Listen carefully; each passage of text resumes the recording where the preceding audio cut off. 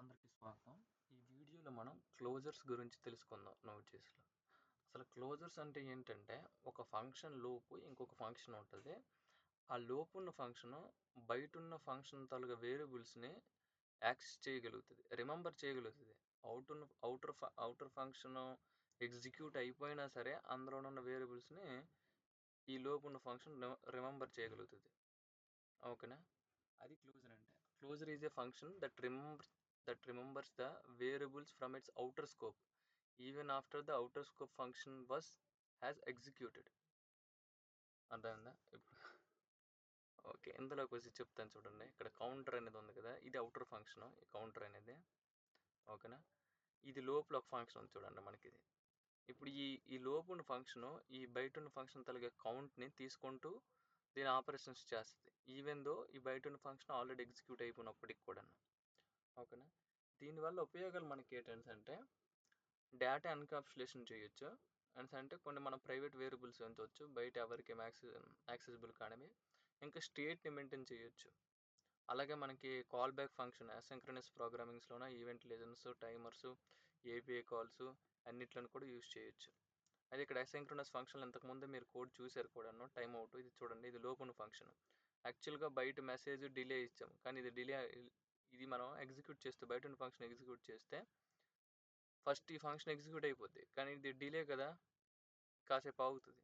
అయినా సరే ఇది బయట ఉన్న ఫంక్షన్ ఎగ్జిక్యూట్ అయిపోయినా సరే ఇందులో ఉన్న మెసేజ్ ఈ డిలేని తీసుకుంటుంది. అలాగే మనకి ఏపీఐ కాల్స్లో చూసినట్లయితే మనకి ప్రామిసెస్ గట్రా రిటర్న్ చేస్తాం మనం.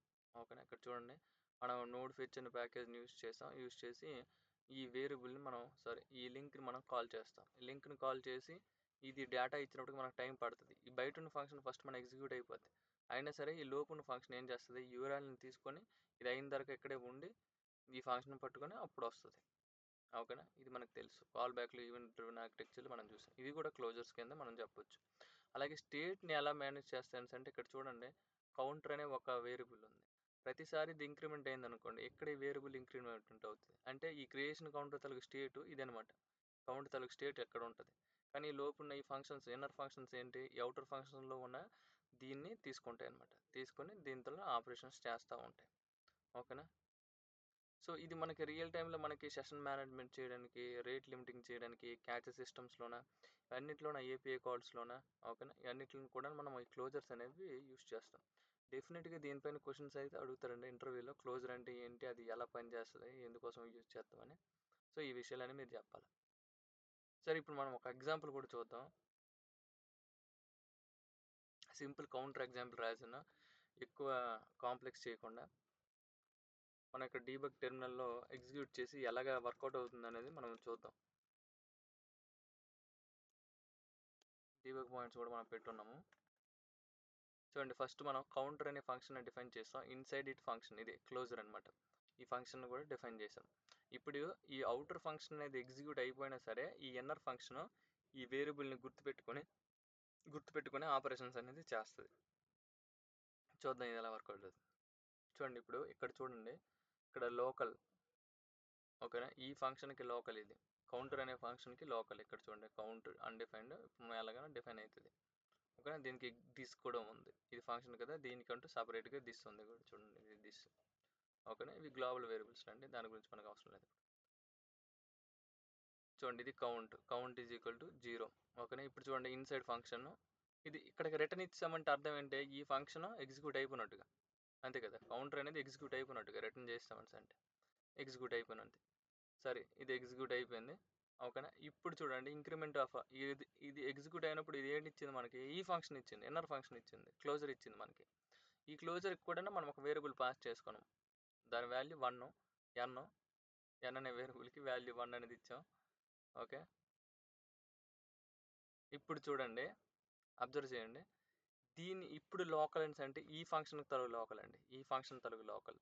ఈ ఫంక్షన్లో n is equal to 1, this ఇది ఈ ఫంక్షన్ కాబట్టి దీనికి కూడా దిస్ ఉంటుంది.